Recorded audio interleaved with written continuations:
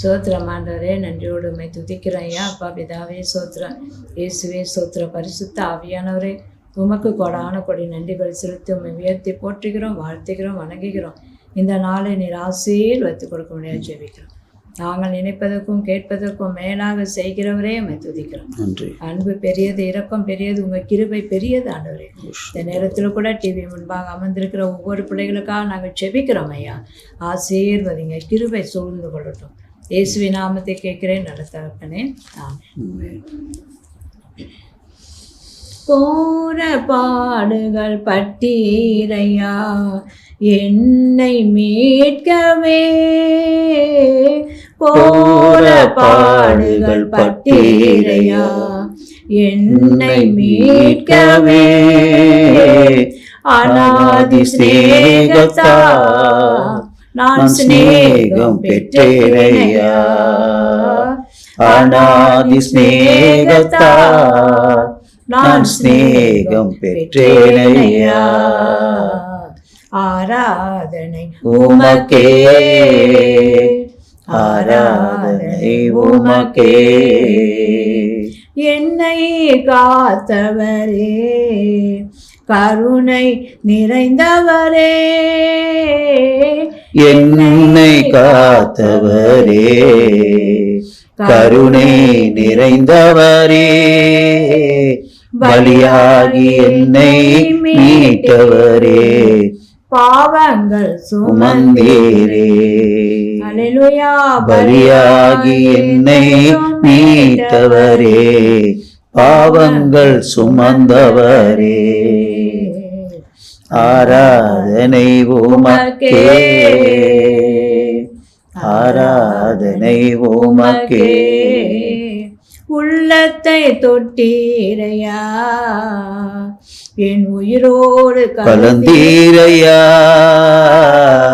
உள்ளத்தை தொட்டீரையா என் உயிரோடு கலந்தீரையா, நீர் இல்லை என்றார் நான் ஒன்றும் இல்லை ஐயா, நீர் இல்லை என்றார் நான் ஒன்றும் இல்லை ஐயா, ஆராதனை உமக்கே, ஆராதனை உமக்கே. அல்லேலூயா. அப்பா, எங்களுக்காக யாவையும் செய்து முடித்த தேவன் அப்பா, இந்த வேளையிலும் கூட பலியாகி எங்களை மீட்டவரே அப்பா, நீர் மட்டும் அந்த சிலுவையில் சுமக்கவில்லை என்றால் நாங்கள் பாதாளத்துக்கு போயிருப்போம். நம்முடைய கல்வாரி ரத்தத்தினால் விடுதலை கொடுத்து ஆண்டவரே மட்டுமா காத்த எபினேசரே துதிக்கிறோம் ஐயா. கோர பாடுகள் பட்டீரைப்பா எங்களை மீட்பதற்காக, அநாதி சிநேகத்தான் நான் சிநேகித்தேன், அல்லேலூயா, காருண்யத்தான் உன்னை இழுத்து கொண்டேன் என்று எங்களை பெயர் சொல்லி அழைத்த தேவன். அல்லேலூயா, சோத்திரம். உடைய அன்பு பெரியது அப்பா, இரக்கம் பெரியது. இப்பொழுதும் கூட டிவி முன்பாக அமர்ந்திருக்கிற பிள்ளைகளுக்காக வேலை நாங்கள் ஜெபிக்கிறோம் ஐயா. வியாதியில் இருக்கலாம், கடன் பிரச்சனையில் இருக்கலாம், வீட்டில் சமாதானம் இல்லாத குடும்பங்கள், அப்படியாக இந்த வேலையை நாங்கள் ஜெபிக்கிறோம். ஆண்டவரே, சமாதானத்தை கொடுக்கவே இந்த நான் பூமிக்கு வந்தேன் என்று சொன்ன தேவன் நமக்கு சமாதானம் கொடுப்பதற்காகவே தம்முடைய ரத்தத்தை, விலையேற பெற்ற ரத்தத்தை நமக்காக சிந்தின தேவன். அப்படியாக இயேசுவே என்று கேட்கும்போது நம்முடைய பாவங்களை எல்லாம் அவர் சுமக்க வல்லவராக இருக்கிறார். அல்லேலூயா. சுத்தமாக அறியாதவங்க கூட அப்பா, எத்தனையோ பிள்ளைகள் எங்கெங்கோ அலைந்து திறந்திருக்க, எங்கேயாவது ஒரு நிம்மதி கிடைக்காதா என்று போகிற மக்களோட கண்கள் துறக்கப்படும்படியாக இந்த வேளையை நாங்கள் ஜெபிக்கிறோம். ஆண்டவரே, படிக்கிற பிள்ளைகளுக்கு நல்ல ஞானத்தை கொடுங்க. வாலிப பிள்ளைகளை இரத்த கொட்டைகளை மூடி மறைத்து கொள்ளுங்க. போக்குலையும் வரக்குள்ள சமூகம் இருக்கட்டும், போதை வசத்துக்கு அடிமையாகாதபடி ஒவ்வொரு பிள்ளைகளையும் பாதுகாப்பு கொடுக்கும்படியாக இந்த வேலையை நாங்கள் ஜெபிக்கிறோம். அநேக பிள்ளைகள் கடன் பிரச்சனைலாம் இருக்கிறாங்க ராஜா, இந்த கடன் ஆவி எடுத்து போடும்படியாக ஜெபிக்கிறோம் ஐயா. சமாதானம் இல்லாத குடும்பத்தில் இந்த நாளில் ஒரு சமாதானத்தை நீங்கள் கொடுக்கும்படியாக ஜெபிக்கிறோம். வார்த்தை பிள்ளைகளுக்கு ஆசீர்வாதமாக இருக்கட்டும். வார்த்தை ஊடுருவி கிரியை செய்யாதபடி அது என்னிடம் திரும்பி வராது என்று சொல்லியிருக்கீங்கய்யா. அப்படியாக ஆண்டவரே, வார்த்தை ஆசீர்வதித்து கொடுங்க. கேட்கிறவர்கள் ஆசீர்வாதத்தை பெற்றுக்கொள்ளட்டும். நான் வார்த்தையாகவே இருக்கிறேன் என்று சொன்னீங்க ஐயா. அப்படியாக வானம் பூமி அழிந்து போனாலும் உடைய வார்த்தை ஒருபோதும் மாறாது. அப்படியாக ஒப்பு கொடுக்குறேன். இயேசுவின் நாமத்தை கேட்கிறேன் நல்ல தகப்பனே, ஆமென். பிரியமான தேவனுடைய பிள்ளைகளே, ஆண்டவராக இயேசு கிறிஸ்து நமக்கு ஒரு பரிகாரியாய் வந்தார். நம்முடைய பாவங்களை நீக்கி நம்முடைய பரிசுத்தப்படுத்தும்படி நமக்கு அவர் என்னவாய் வந்தார்? பரிகாரியாய் வந்தார். அதாவது நாம பட வேண்டிய அத்தனை கஷ்ட துன்ப வேதனை, அல்லேலூயா, மாத்திரமல்ல நாம் பட வேண்டிய தண்டனையை அவர் தம்மேல் சுமந்து கொண்டார். அல்லேலூயா. அவர் இல்லைன்னா நம்ம எல்லாத்தையும் நம்ம தான் அனுபவிக்கணும். பாதாளத்துக்கே சென்று விடுவோம். கிருபைதான். அவர் நமக்காக கொடுக்கப்பட்ட ஒரு குமாரன் கொடுக்கப்பட்டார்னு ஒரு வசனம் சொல்லுது இல்லையா? அல்லேலூயா. அதே போல நமக்கென்று ஒரு குமாரன் கொடுக்கப்பட்டு இருக்கிறார், நமக்கென்று ஒரு பரிகாரி இருக்கிறார் என்று நாம் அறிந்து கொள்ளும் போது நமக்கு எந்த வியாதியுமே கிட்ட வராது. அல்லேலூயா. எந்த வியாதியும் நம்மளை சேதப்படுத்தவும் படுத்தாது. நீங்க பார்த்தீங்கன்னா யாத்ரா புத்தகத்துல 15வது அதிகாரத்துல 26வது வசனத்தை நான் வாசிக்கிறேன், கேளுங்க. நீ உன் தேவனாகிய கர்த்தரின் சத்தத்தை கவனமாய் கேட்டு, நீ உன் தேவனுடைய கர்த்தரின் சத்தத்தை கவனமாய் கேட்டு அவர் பார்வைக்கு செம்மையானவைகளை செய்து அவர் கட்டளைகளுக்கு செவி கொடுத்து அவருடைய நியாயங்கள் யாவையும் கை கொண்டால், அல்லேலூயா, அவரை மகிழ்வித்தோமானால், அவரை நம்ம திருப்திப்படுத்திட்டா போதும், அவருடைய விருப்பத்தை நிறைவேற்றிட்டால் போதும். அல்லேலூயா. சத்தத்தை கவனம் கேட்டு அவர் பார்வைக்கு செம்மையானவர்களை செய்து அவர் கட்டளைக்கு செவி கொடுத்து அவருடைய நியமங்களை யாமை கை கொண்டால், அப்பா அவர் என்ன சொல்றாரு? நான் எகிப்தியருக்கு வரப்பண்ணின வியாதிகள் ஒன்றை உனக்கு வரப்பண்ணேன். அல்லேலூயா. ஈஜிப்ட்ல என்னென்ன வியாதி வந்ததோ அதுல ஒரு வியாதி கூட உன்கிட்ட வராது. ஏன்னா நானே உன் பரிகாரியான கர்த்தர் என்றார். நமக்கு என்னவா இருந்திருக்கிறார்? அவரு பரிகாரமாய் வந்திருக்கிறார். அல்லேலூயா. ஏசியா தீர்க்கதரிசி கூட சொல்லும் போது பாத்தீங்கன்னா 48வது அதிகாரத்துல ஒரு வசனம் இருக்கு. 16வது வசனம் வாசிக்கிறீங்க 18ல. நீங்கள் என் சமீபத்தில் வந்து நான் சொல்லுவதை கேளுங்கள். சொல்றாரு பாருங்க, நீங்கள் என் சமீபத்தில் வந்து, அவருடைய சமூகத்துக்கு வந்துன்னு அர்த்தம். சமீபம்னா சமூகம். அல்லேலூயா. அவருடைய சமீபத்தில் கிட்ட வந்து நான் சொல்லுவதை கேளுங்கள். நான் ஆதி முதற்கொண்டு அந்தரங்கத்தில் பேசவில்லை, அது உண்டான காலம் துவங்கி அங்கே நான் இருந்தேன். இப்போதும் கர்த்தருடைய ஆண்டவரும் அவருடைய ஆவியும் என்னை அனுப்புகிறார். பாருங்க, ஆண்டவர் சொல்றார் பாருங்க, நீங்கள் என் சமீபத்தில் வந்து நான் சொல்வதை கேளுங்கள். நான் ஆதி முதற்கொண்டு அந்தரங்கத்தில் பேசவில்லை, எதையும் நான் மறைவா உங்களுக்கு சொல்லவே இல்லை. அது உண்டான காலம் துவங்கி அங்கே நான் இருந்தேன். ஆதியிலே வார்த்தை இருந்தது, அந்த வார்த்தை தேவனிடத்திலிருந்து, அந்த வார்த்தை தேவனா இருந்தது சொல்லப்படுகிறது. இருந்தேன். இப்பொழுதோ கர்த்தராகிய ஆண்டவரும் அவருடைய ஆவியும் என்னை உங்களிடத்துல அனுப்பினதுன்னு சொல்றார்.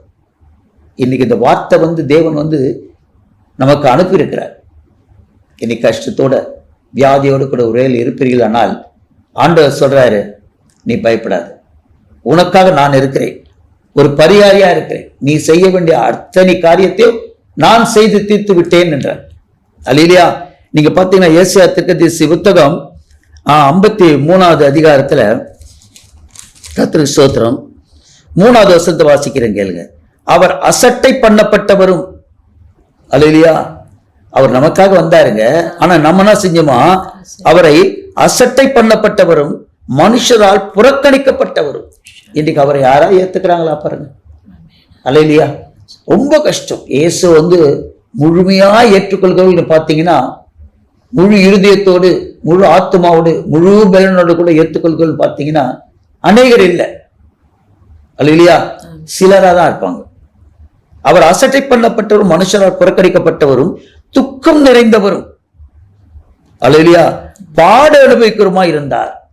துக்கம், இன்னைக்கும் அவர் துக்கமா தாங்க இருக்கிறார்.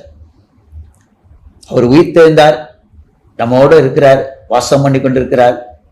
இப்போதும் அவருடைய சிலுவை பாடுகளை குறித்து தியானிக்கிற இந்த நாட்களிலே, அல்லேலூயா, அவர் எங்க கூட தான் இருக்கிறார். அதனால நமக்கு சந்தோஷம் தான், இல்லைன்னு சொல்ல. ஆனாலும் அவர் எப்பவும் எப்படிதான் இருக்கிறாராம்? துக்கம் நிறைந்தவராய்தான் இருக்கிறாராம். பாடு அனுபவிக்கிறவங்க தான் இருக்கிறாரா. ஏன்னு கேட்டீங்கன்னா முடிவு பிறந்து நான் நிலைத்திருந்து அவருடைய ரட்சிப்பை நாம் பெற்றுக்கொள்ளணும். அது வரைக்கும் அவருக்கு என்ன இல்லை, சந்தோஷம் கிடையாது. பாருங்க, அல்லேலூயா. அசட்டை பண்ணப்பட்டுறார், புறக்கணிக்கப்படுகிறார். அதனால துக்கம் நிறைந்து பாட வைக்கிறார். அவரை அவரை அவரை விட்டு நம்முடைய முகங்களை மறைத்து கொண்டோம். பார்த்தீங்களா, இன்னைக்கு அவரை நோக்கி பார்க்கிறோமா? அவருடைய சத்தியத்தை நம்ம வாசிக்கிறோம், தியானிக்கிறோம், செயல்படுத்துகிறோமா? அதாங்க இருக்கு. அல்லேலூயா. கிரியை இல்லாத விசுவாசம் செத்தது. அப்ப ஆண்டவராக இயேசு கிறிஸ்து என்ன நினைக்கிறாரு? என் விருப்பத்தை செய், என் சித்தத்தை நிறைவேற்று. அல்லேலூயா. எனக்கு பிரியமானதை செய். அப்ப நான் எகிப்தில் வரப்பண்ணி வியாதிகள் நான் என்ன செய்ய மாட்டேன், ஒன்றையும் உனக்கு நான் வரப்பண்ண மாட்டேன், நானே உன் பரிகாரியான கர்த்தர். அப்படின்னா அவர் தான் வைத்தியர். அவர் ரத்தம் தான் நமக்கு மருந்து, வேற எதுவும் கிடையாது.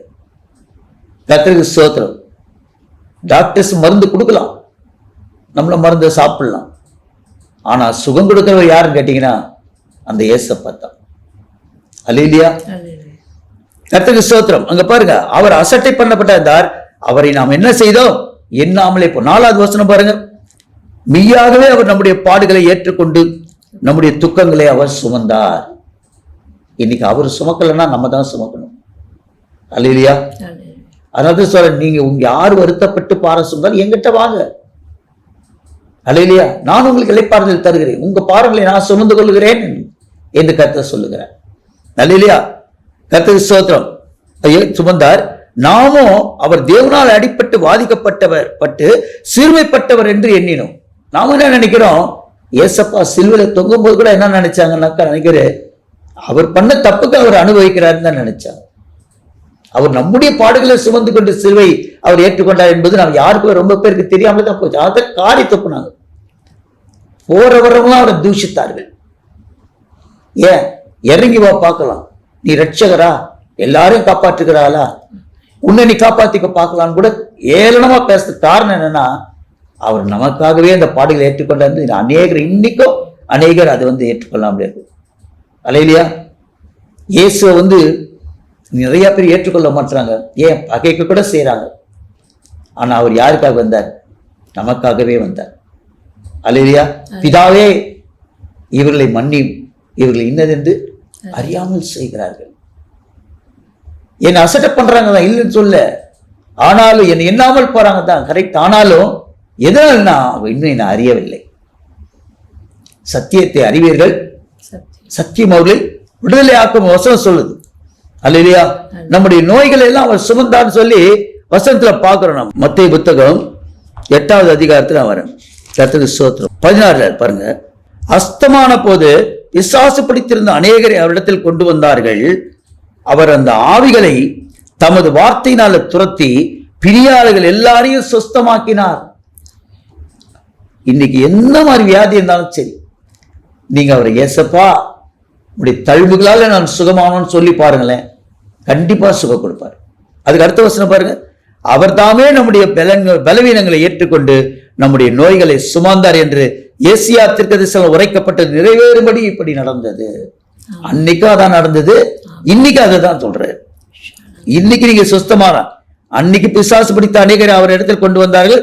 ஆவிகளை தம்முடைய வார்த்தையினால் துரத்தி பிணையாளிகளை எல்லாரையும் அவர் என்ன பண்ணாரு, சுஸ்தமாக. இன்னைக்கும் சுஸ்தமாக்குவார், இன்னைக்குல பிசாசுகள் துரத்துவார். ஏன்னு கேட்டீங்கன்னா அந்த வார்த்தை அப்படிதான் சொல்லுது. அவர் தாமே நம்முடைய பலவீனங்களை ஏற்றுக்கொண்டு நம்முடைய நோய்களை சுமந்தார் என்று ஏசியாத்துக்கு உரைக்கப்பட்டது நிறைவேறும்படி இப்படி எல்லாம் நடந்தது. அல்லேலூயா. அப்ப இன்னைக்கும் அதை செய்வார். ஆனால் தான் ஆபிரகாம் தேவனும் ஈசாக்கின் தேவனும் யாக்கோபின் தேவனுமான தேவன் இன்றைக்கும் நம் தேவனா இன்றைக்கும் உயிரோட இருக்கிறார், நம்ம கூடவே இருக்கிறார்.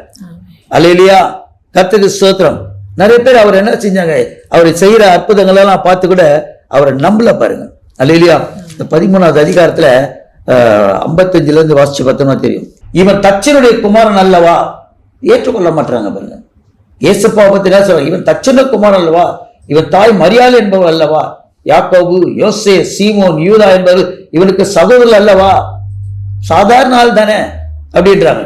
இவன் சகோதரர்கள் எல்லாம் நம்மிடத்தில் இருக்கிறார்கள் அல்லவா, இப்படி இருக்க இதெல்லாம் இவனுக்கு எப்படி வந்தது என்று சொல்லி அவரை குறித்து இடர் அடைந்தார்கள். இயேசு அவர்களை நோக்கி தீர்க்கதரிசியுடன் தன் ஊரிலும் தன் வீட்டிலுமே அன்றை வேறென்றும் கனவீனம் அடைய மாட்டான். அப்ப பாருங்க, பக்கத்திலே இருந்தாலும் நம்ம அவர் என்ன செய்யதில்லை, ஏற்றுக்கொள்கிறது இல்லை, அவரை விசுவாசிக்கிறதில்லை, அவரை இரட்சகரா நாம் ஏற்றுக்கொள்கிறது, நம்ம புறக்கணிக்கிறோம். அவர் என்ன செய்யறோம், புறக்கணிக்கிறோம். அல்லேலூயா. அவரை பாருங்க, நமக்காக எப்படிப்பட்ட அவருக்கு அந்த பாடுகளை எப்படி சகிச்சார்னு லூக்கா சொல்லும் போது சொல்றாரு. லூக்கா புத்தகம் 22 ஒரே ஒரு வசனத்தை நான் வாசி முடிக்கிறேன். 22 41 வாசிக்கிறேன், கேளுங்க. அவர்களை விட்டு கல்லறிய தூரம் அப்புறம் முழங்கால விட்டு, பிதாவே உமக்கு சித்தமானால் இந்த பாத்திரம் என்னை விட்டு நீங்க கூட செய்யும், ஆயினும் என்னுடைய சித்தத்தின்படி அல்ல உம்முடைய சித்தத்தின்படி ஆகக்கூடாது என்று ஜெபம் பண்ணினார். அப்போது வானத்திலிருந்து ஒரு தூதர் தோன்றி அவரை பலப்படுத்தினார். அவர் மிகவும் வியாகுலப்பட்டு அதிக ஊக்கத்தோடு ஜெபம் பண்ணினார். அவருடைய வேர்வை இரத்தத்தின் பெருந்துளியாய் தரையில விழுந்தது. வேர்வை பாருங்க எப்படி வந்துச்சா, ரத்தமா வந்துச்சா. அப்ப எவ்வளவு பாடுகளை ஏற்று இருப்பார், துக்கங்களை சுமந்திருப்பார். ஏன்னா படக்கூடிய பாடுகள் அனைத்தும் அவர் அறிந்திருக்கிறார். ஜெபம் பண்ணுவோமா? ஆண்டவரே சோத்திரம் அப்பா, நீர் எங்களுக்காக இரத்த வேர்வை விட்டீர் ஆண்டவர், எங்களுக்காக வாக்கு கடங்காத பெருமூச்சோடு கூட இப்போது பிதாவிடத்திலே வேண்டுதல் செய்து கொண்டிருக்கிறீர் ஆண்டவர். நீ துக்கம் நிறைந்தவரும் பாடு அனுபவித்தமா இப்போதும் இருந்து கொண்டிருக்கிறீர் ஆண்டவர். நாங்கள் எல்லாம் ரட்சிப்பை பெற்றுக்கொள்ளணும், உடைய வருகையை நாங்கள் எடுத்துக்கொள்ளப்படணும். அப்படியா நீ செய்ய போற கிருபைக்காக நன்றி. பரிசுத்த ஆவியின் ஒத்தாசையுடன் நசரேனாகிய இயேசு கிறிஸ்து நாமத்தினாலே கேட்கிறோம் ஜீவனுள்ள நல்ல பிதாவே, ஆமென்.